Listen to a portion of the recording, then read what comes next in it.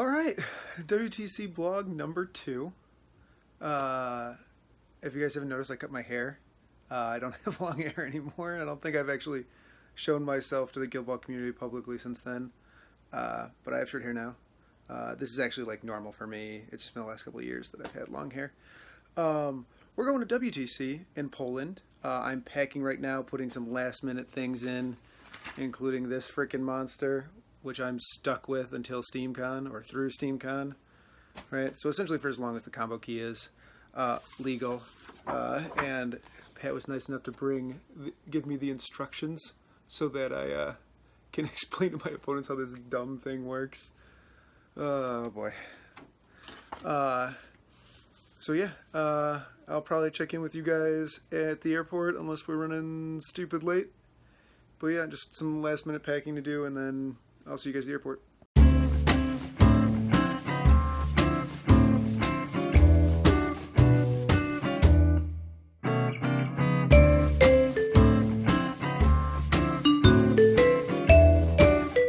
That's right, it looks like Copenhagen's really into minis too, huh? Yeah, I guess so. We got your key over here. Oh boy. Alright, we made it to Copenhagen. I slept like 4 hours on the plane. Feels kind of like being hungover. Although, in all fairness, me and Zaray did have a couple drinks and then got on the plane like as late as possible at O'Hare. We got on the plane, Zaray put on Wrinkle in Time, and I fell asleep like immediately. That movie makes no sense. But anyway, we got like a 2-hour layover, and then we're headed to Warsaw, layover in Copenhagen. I'll see you guys in a little bit. We'll talk a little bit about my lists and stuff.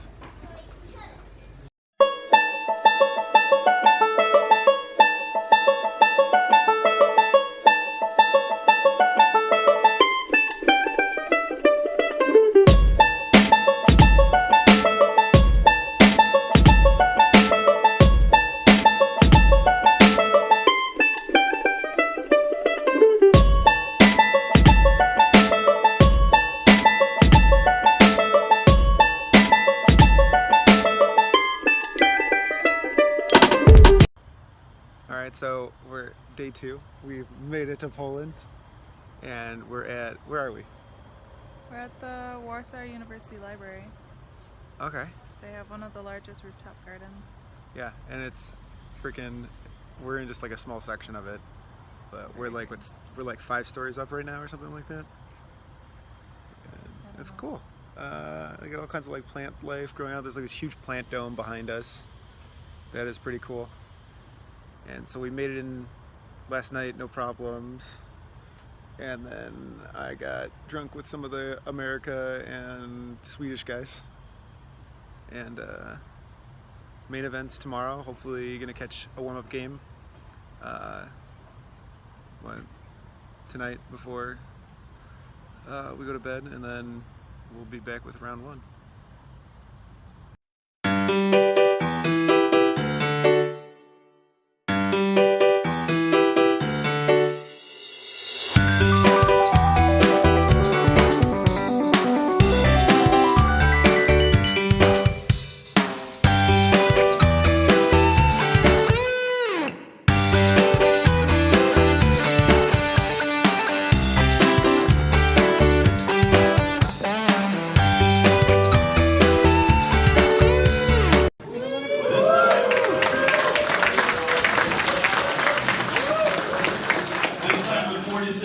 And 18 participating countries. We are gathered here this weekend to see which proud nation can call themselves the world champions of Guild Ball. Alright, so I forgot to blog before games started today, but we just finished our round 1. We played against United Arab Emirates, which is like, none of those people are like from there, I think. I'm not quite sure. I played against, I think his name was Rob, and he played Engineers, which we don't want to, like, I don't want to see Engineers, but I also don't want to see Fish. They're both like pretty auto losses for farmers, I think, or they're bad matchups, they're not auto losses. And then so like I play this really dumb Grange list where I don't play Tater, and like the thought is that he has 3 models that are just like immune to countercharge, or is it 3? No, it's 4. So it's like the Spider can teleport to to his markers and ignore it, and Hoist can do the same thing. So that's 2 models that there. He has model with Acrobatics, and then if he has a Momentum, Colossus has Stoic, and so that means that I can't push out if he just eats the countercharge. So the idea is that like countercharge is bad, and since he's Tough Hide, Tater doesn't really do that much into Tough Hide models. He does like 1 damage, 1 damage, 1 damage, 1 damage, which is essentially what all the planters do anyway. So the idea is we play Jackstraw in his place to have a model that's hard to take the ball off of and can like escape easily, and then we just have like a million influence, like it's playing a 13 influence list, and then it like makes 5 harvest markers a turn. So that's like our plan, and it's like it's allocated 13, but because of the way that Fallow picks up harvest markers, it's like it's like a pseudo extra 2, because she turns, if we count harvest markers as like 1 influence, she makes each one 2, so it's like she's a 2/5 instead of a 0/5, assuming that you can make hay every single turn. It was like a real weird game. I ended up pushing Velocity off the pitch on turn 1, and then immediately got Fallow pushed off by Colossus, but that meant Colossus was in my team and I could start the scrum, and then it went pretty well from there. He had a ball run that went like really well for him, followed by like really badly for him. He like went and took the ball off Jackstraw, and then he like tried to kick it out of bounds so it would scatter back to his team. And he was like worse than a coin flip to actually get it out of bounds, because of like the way the models were positioned. It was really likely just to scatter through Jackstraw, and Jackstraw would just have the ball again and like waste the entire activation he just did. But he gets the good scatter, and I learned that the scatter, like let's say it scatters 4 inches out of bounds, you actually go place the ball 4 inches off the pitch and then determine your line, which I did not realize. I'm not 100% sure how else it would have worked, but it seemed strange that like we would ever have to place the ball off the pitch to like figure out where its like line went or whatever. So from there, whoops.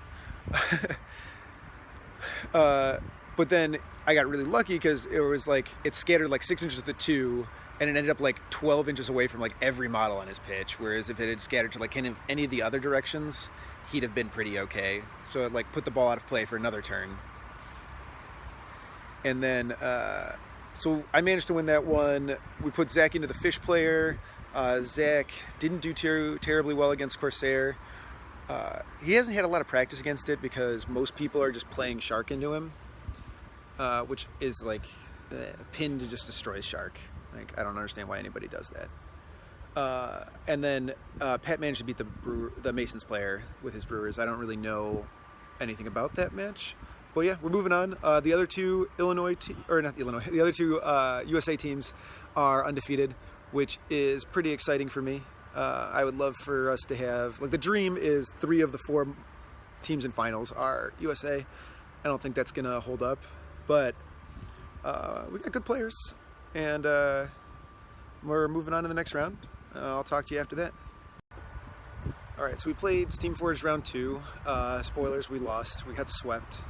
The way we did it was we led Zach because it was this really sweet like barrier that he could like pin and like go run and hide behind. So we thought like leading him would be the way to do it. And then they dropped Bryce on the opposite side. And we thought for a second that if we put me into Bryce and Pat in the middle, we would get like mirror Zach into Morticians, but I don't really think that's what was going to happen. Like, me and Bryce were both like kind of trying to avoid the mirror. I've never played it. Bryce has only played it once. And so I talked them into, like, no matter who they put in the middle, I should have an advantage matchup into. I haven't played the Morticians matchup as much as I want because we don't have like any Mortician player in Chicago, and there's only a handful in like the whole country. There's like the least of like the good players I put is maybe Bill, and then you have like Johnny Pastrami and then Jared McGraw, all of which I think are probably not as good as Perkins is. So then so I end up into Perkins, and I lose the roll. Like, I feel like if I receive, I have a really good chance to like win the game. But with it, I think it's just like it's a straight skill matchup if I kick, because I like start down 4 points effectively. And we essentially get to a point where I like kind of have the rest of my points locked up. I think it's like 7 or 8 to 8. Like I have 7 or 8. I think I have 7. But I have like kills lined up on his mascot and 2 other players. But I don't have anything on the mascot. He's able to like get me with the plot card that gives +2/+2 speed, and so he's able to actually threaten Peck, who's holding the ball, which I didn't think was possible. But I kind of can't really play against that, because if I go to stop that, I essentially Obulus just gets to do whatever he wants into me. So I go with Grange and I kill 7 Influence Obulus, and then he manages to get the ball and get it to the bird and dodge the bird away from my entire team. And that means that like essentially he has an 80%er that I can't do anything about, as long as he can generate 1 more momentum somewhere somehow. And he ends up hitting that, and I lose 12-7 with like 2 kills on deck. I know that Pat and Zach both lost their games, and that's pretty rough. Right, so we got swept. I had a great game against Jamie. It was really fun, and we got Steam Force coins. So that's cool. And I will check back in with you guys for round 3, last round of the day. All right, so round 3 just wrapped up for me. Me and Pat both won our game, so we're not eliminated, or we're not in the double losers bracket, or whatever you want to call it.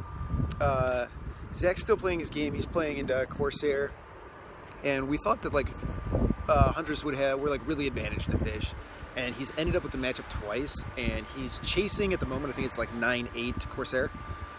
And so Zach's been struggling a bit. He has 2 losses on the day. I'm confident he'll pull this one out, though. I think his board position looked good to me. Like he had some options. I played against a blacksmith player who was a really, really nice guy.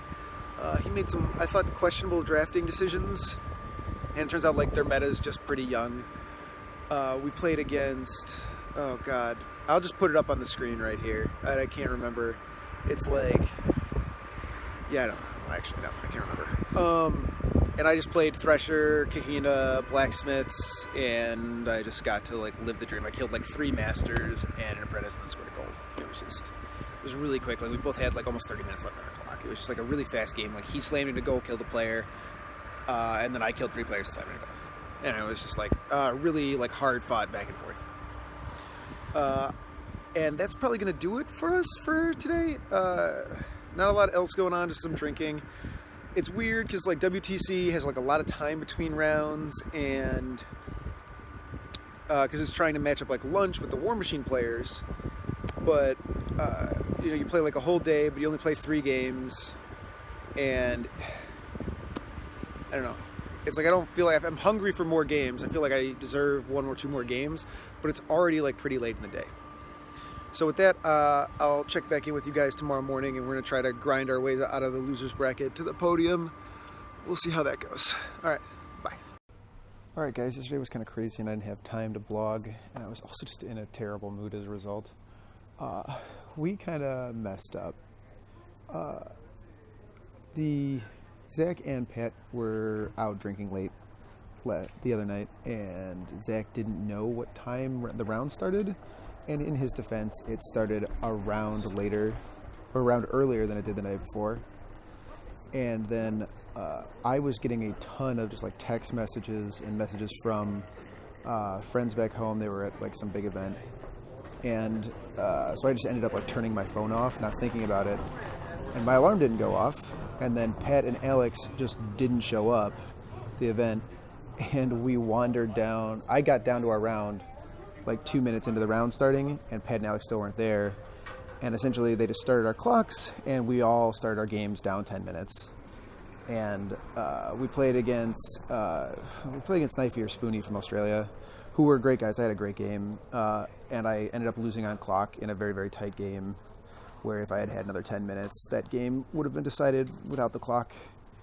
and I thought I had really good odds to go, and then I was very upset to lose a game, not because I didn't play well or other things, but because I wasn't responsible enough to be there on time, and that, in fact, none of us on our team were.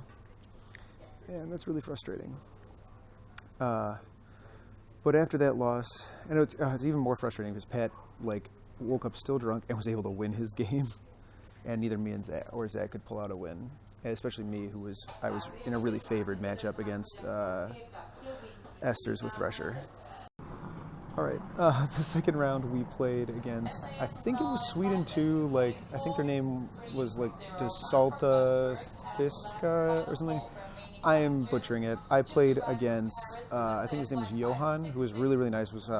We ended up playing Grange into his hammer, and I got to receive, and I feel super, super favored in that matchup. He played kind of like a spicy brew where he drafted a hammer list that had no brick and no tower, and he was planning on going for this kind of 2-2 game and using vet chisel in kind of towers tooled up place, and it worked a certain extent. I felt like I had the game really under control, and then I almost threw it by playing a seize for an initiative instead of my go for the knees. I thought I had go for the knees down, and I just flipped it up after waiting for him to select his plot card, and it was wrong, and he was able to don't seize away from knockdown Grange. So my guaranteed kill at the start of the turn went away. I still had ways to use Grange's 6 influence, or I think I only put I think I put less on him as a result after that card was played, but I was able to still use his influence and put up all my buffs and still make a good game out of it. I just feel really favored into the Masons matchup. Just our prison pieces are better. Really the big thing is that Hammer can just kill someone, or they can play Honor and play a ball game, but Tater being a 5-0 can be really obnoxious for her. And it means they essentially have to play a 3-0 game, which can be really hard to do, especially for Masons. So the tournament ended up ending after that. There were going into round 5, there were 3 undefeated teams. It was England 3, USA 1, and Germany 1. And USA 1 ends up being paired down into UK 1, which is really rough because they kind of shouldn't have been eliminated in the first place. I think they should have been in it, but it was because UK 3 couldn't be paired down because they selected UK 1 as the pair up because they had the best strength of schedule, which meant they were guaranteed in the finals/semifinals game, and then they got swept by UK, and neither Mike Klein nor Jared could pull it out, and USA ends up losing in effectively semifinals again. I was kind of sad because I wanted to play one more game and I wanted to improve my record of 3-2. Overall, weekend was pretty disappointing for me. I mean, there was a reason that Chicago wasn't USA 1 this year. We weren't as good, and all my opponents that I lost to played really, really well. I'm sad, and it's a disappointing tournament, but I'm headed home. I'm in the Copenhagen airport right now. We got a couple hour layover, and I might do a little bit of a wrap up, but we'll see how this gets edited together.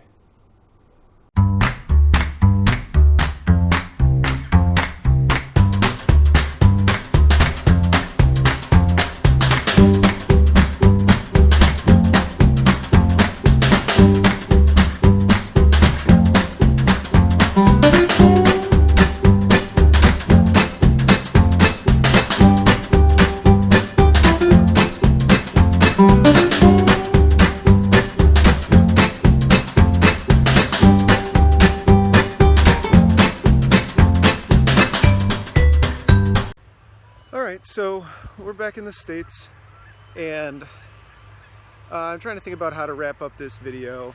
And I think what I want to do is I want to talk about kind of my general thoughts of the event and how it went this year, and talk about what's coming up in the future and what we're going to be doing for season 4.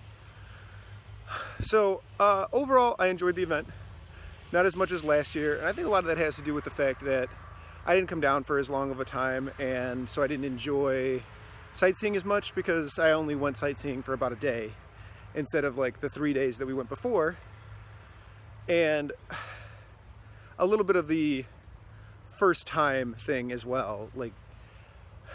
your first WTC is probably always going to be your favorite WTC because everything's new, everything's fun. But it was great seeing all the people that I saw from the year before and making some new friends.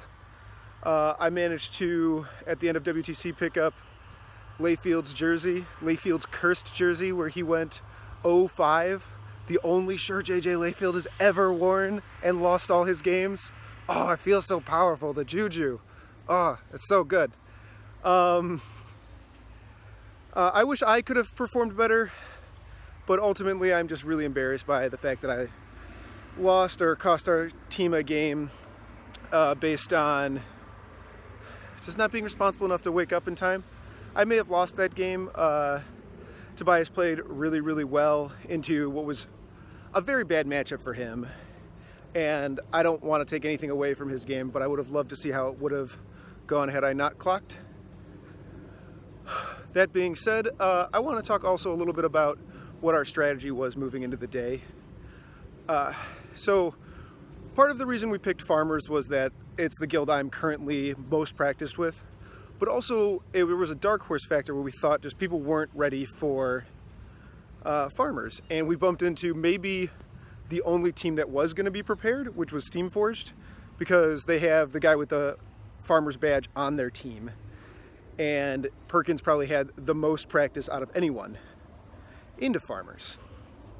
So that kind of sucks, and I could have played that game a bit better. But the core of our strategy really was that we were just going to protect Farmers from fish, because that allowed us to protect our dark horse from its worst matchup, which I think and we knew that fish was going to be all over the place, so our plan was 1, protect Farmers from fish, 2, have 2 really good fish matchups, and then hopefully win the fish game as well. So we get our dark horse win and we get our fish win. Pat is one of the best players into fish I've ever met. He just kind of has a talent for protecting the ball. I think a large portion of the ball killing meta in Chicago comes from Pat's strength at it and us all emulating that strength. And then hunters are also really, really good into shark. And we thought with the changes to Minerva, or with the addition of Minerva and Matagi, that Corsair wouldn't be as good of a drop, because you just put the Harrier AoE on him and either force him to activate or kill him. Unfortunately, Zach had some of the worst days of Guild Ball of his life, and it didn't quite go that way, and that's unfortunate. But it is what it is. We all lost games. We all could have played better. None of us played well enough that we thought we deserved to win that tournament, or even maybe finish top 10. So my lists for this one, I played largely Grange Prison with Thresher specifically for a couple matchups. I played Thresher if I ended up in the Brewers matchup, because Decimate tears apart Grange Prison, and just kind of one of the key ways to deal with Decimate is just to kill her. If you have a model that at any point in time threatens to just kill Decimate from full, it's really hard to like put all your buffs on Decimate and really play that strong yo-yo game.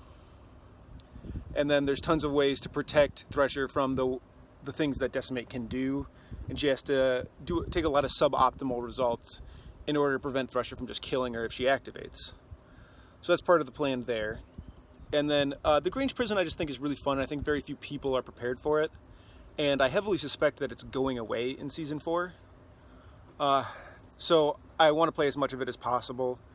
It really is just about the interlocking synergies of Grange crowding you out twice, forcing you to attack Fallow, and then her jog can come out of nowhere and prevent you from killing a model that you had guaranteed kills on, and then that model activates, ruins your day, and heals, especially if that model's like Tater, which can be really, really rough because Tater can heal 7 in an activation.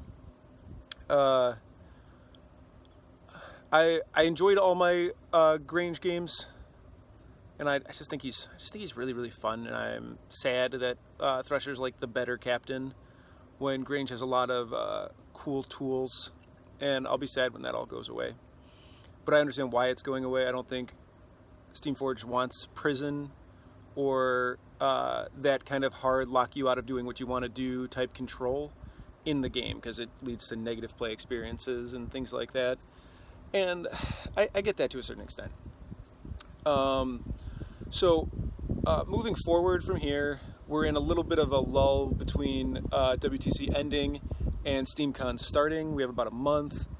I'll be putting out a little bit of content this one. I'm not sure if there'll be a video between this and my Season 4 coverage, but I have tons of Season 4 stuff planned, including primers for everything, and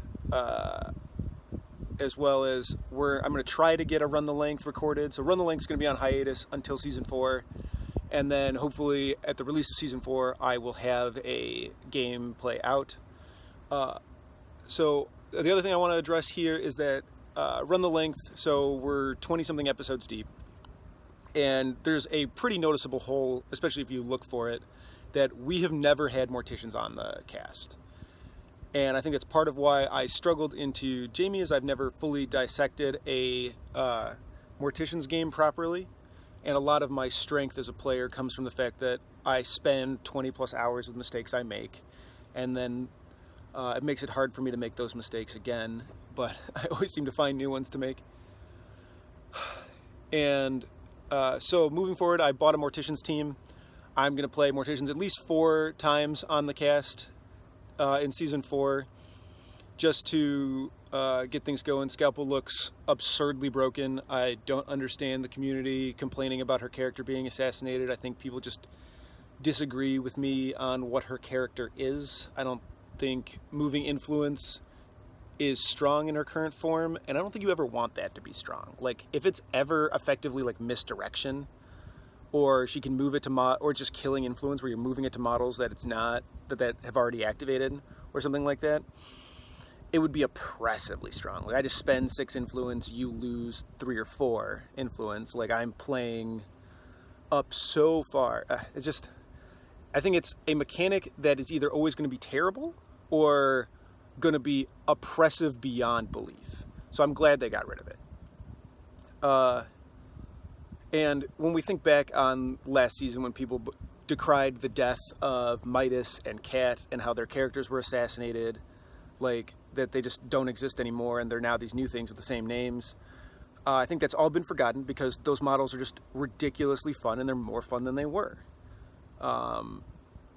And I have no desire to go back to either of those models. Like, I enjoyed playing them in Season 2. I didn't enjoy playing Midas in Season 2. That's a total lie. I hated that model. But I'm hopeful for the future. I'm really excited about Season 4. Channel's not going anywhere. It's just going to be a little bit quiet while I'm putting all that time into a huge release.